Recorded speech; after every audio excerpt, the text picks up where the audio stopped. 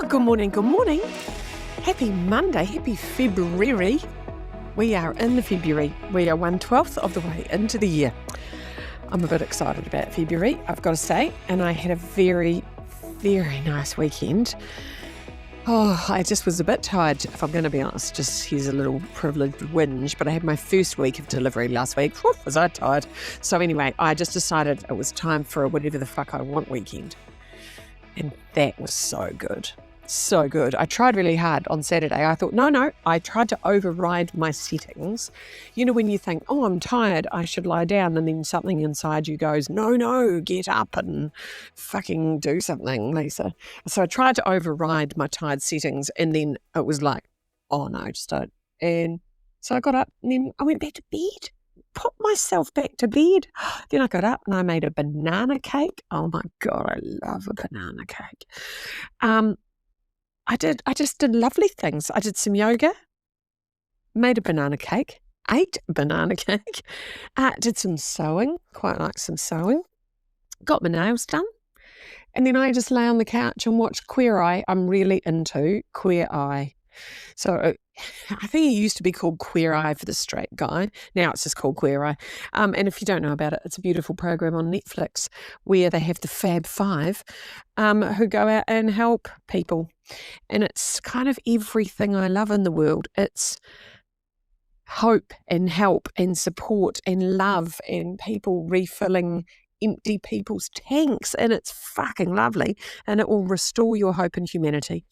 So there's 5 gay guys, and one's a interior decorator, one's a chef, one's a culture expert, one's a beauty expert, and one's a styling expert, and they go into people's homes and make over their lives. It's like, it's so good. I would love to be one of the Fab Five. Anyway, they're all gay men though. But one day there might be that program and I could be in it, but I love it. I just love it. And they're so beautiful. They take these people who just have given up on life or have got completely worn down by the world, and they, refresh their home and buy them clothes so they can see themselves differently and change their makeup and hair. And they do boys and girls, and it's just bloody delicious. And one of the things I love about it is how non-judgmental they are. They're so lovely. And now just forgive me, this is like a massive generalization, but I've got a lot of gay friends. And one of the reasons I love hanging out with gay friends is that they have been to war. Especially in my age, especially if you're older. Like my friend Michael's in his late 60s, and he's just the most divine human. And I remember when I was about 21, I met him and I was like, fuck, he was the first person I met in real life that was fully self-expressed. And I was like, you just don't care, do you? You don't give a shit what anyone thinks. And he said, darling, when you're gay in the 70s, 80% of every room I went into hated me. Imagine that. He said 80% of everywhere I went hated me without even knowing me. They just hated what I stood for. So he said, you soon learn not to give a fuck about the other 20%. I love that. And I'm like, so he just went, fuck it, this is who I am, like me or loathe me, I don't give a shit. And he's just a glorious human. And he's been to war, with himself and with society and with the people around him while he's been working out who he was and was it okay for him to be who he is. And so there's a little bit of that in Queer Eye, there's a beautiful piece where they're like, yeah, I understand what it's like for your family not to talk to you. Or, yeah, I understand what it's like when you're not comfortable in your body. Or, yeah, I understand. They're just so fucking understanding. So anyway, if you need a bit of feel good, get on the Netflix.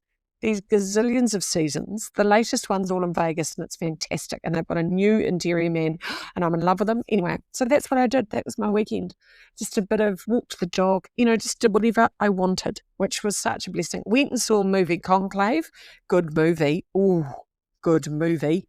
Anything that can hold my very short attention span for 2 hours, boom. Amazing movie. Very interesting twist. Very cool. You don't know what's happening. It's fucking great. It's a thriller. Well, it's not a thriller. I always think, it's a thriller. They're going to chop someone up. There's no chopping up.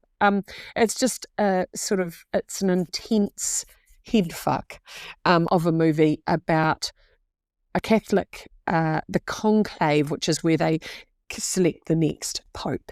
So it's a fictional movie about them picking the pope because the old pope's died and all the cardinals are there and they've got to pick a new pope. And there's so much politics. It's actually all about power. It's an interesting space.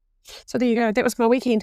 And now I'm in my week and I'm very organised. I'm feeling a little bit virtuous because I've got my presentation all done. I'm in the office this morning. Then I'm whizzing to Whangarei and working with some gorgeous Harcourts agents in Whangarei all day on Tuesday, all day tomorrow. So that's going to be fun. I do love that. I love this time of year doing that. Did 2 last week, doing a 3rd one this week. Really excited. And then I'm back. And then we've got Waitangi Day, which is lovely, on Thursday. A little bit of a day off. And then a bit weird that we then go back on Friday.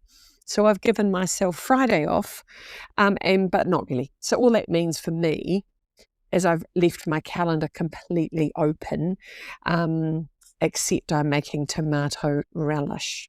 So my mum makes the best tomato relish in the entire world, and my kids just inhale it, and I eat it with a spoon. And I said to her, do you know what? So when my mother-in-law died at Christmas, and ever since then, I've been really conscious of just people's expiry date, you know? And I said to my mum, fuck, before you die, can we make tomato relish together? Could we, before you die? She's like, sure. I said, well, we don't know when that's going to happen, so let's do it soon. So, I keep saying potatoes. Tomatoes are in season. And so we're going to get some tomatoes.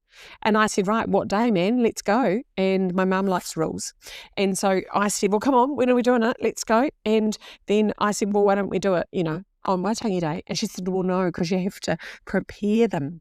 Prepare the tomatoes and the onions and salt them and leave them overnight. I'm like, oh, fuck me. And then I've got to go and collect the jars. Anyway, so I've got to go and do all that bit of prep. So that's happening. Waitangi Day, making relish with mummo. So that's what we're doing. But I'm really spending my time writing out and finalising my workshops for the Energy Festival. I'm really excited. Last week I was in Alexandra and I visited the beautiful location where we're having Orchard Gardens, where we're having the festival in Alex, and it feels very real now. It's very real. So I've already been to the Hamilton one, which is stunning. I've been to Alex this week. I drove about nearly 6 hours to get there and back, just to walk around for half an hour, met the owners, amazing people, saw the space. Now I can fully lean into designing that because these are brand new events, my energy festivals, designed for people who want a day out, who don't want to go away for a whole bloody retreat, more than just a 1 hour sort of workshop, sick of being on Zoom, want to be in real contact, want to be with real people, want to eat, drink and be merry. Not drink alcohol, but, there'll be like herbal teas and coffee. Of course, there's always coffee. So there you go. And then next week, I'm going to the Wairarapa venue, and then we're going to confirm the Christchurch venue. And then I'll be Mrs. Festival. So that's exciting. So that's my week. I've got to book. Max has got a lump. Max has a lump, my little puppy. It's not a problem. I can feel the lump and I can move it myself. So it's not attached to an organ. It's not a bad lump. But anyway, we will get the lump removed, I think. So I've got to go to the vet. That's on my things to do in my planner this week. I'm like, right, what do I got to do? I've got to do that. So I must get onto the planner and get Maxie sorted. And that's my week.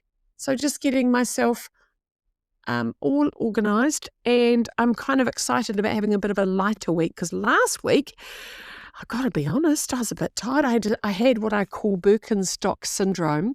My feet are so used to being spread out in my Jesus sandals, and then they got stuffed into conference shoes.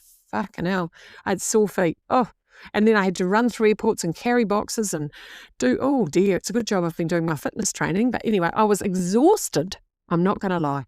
So I had to have a lie down, big lie down in my whatever I want day, eating the banana cake. But anyway, nails are done. Sewing's done. I've got a new frock because I've been sewing up a frock. So I've got a new frock to wear on the plane. And yeah, it's been an amazing week. So there you go. Have a lovely week. Make sure your dog hasn't got any lumps. Go do something for yourself. Enjoy Waitangi Day. If you're in New Zealand, make the most of that day and just give yourself permission to override those settings. Because if you're a high achieving human, or you're a good girl, or it might be a good boy, and you're just like, no, I want to lie down. No, but I should fold the washing. Fuck the washing. Lie down. Watch Queer Eye. That's what you should do. If it's not good weather wherever you are on Waitangi Day, lie down, watch Queer Eye. You will be filled with hope and support, and you'll just be thinking, when are 5 gay men coming out my drive to redo my house, fix my face, and tell me what's wrong with me? Wouldn't that be nice? Oh, imagine that. There you go. That's a nice weekly thought, isn't it? Right. Well, that is us. That is me for the week. Off to Whangarei. Have a lovely Waitangi Day. Kia ora to you all. Much love.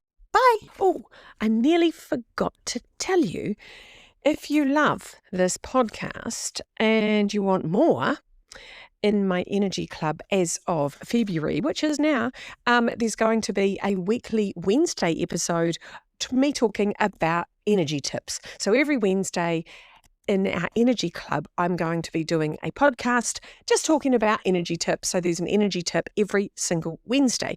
Now, if you're not already in Energy Club, you can join. You can find how to sign up on my website. It's $25 a month and you get loads of stuff. So there's all kinds of podcasts with energy specialists. There is weekly newsletters. There's all kinds of stuff that you can get. So go and check that out at lisaoneil.co.nz, just in case maybe you want 3 podcasts a week.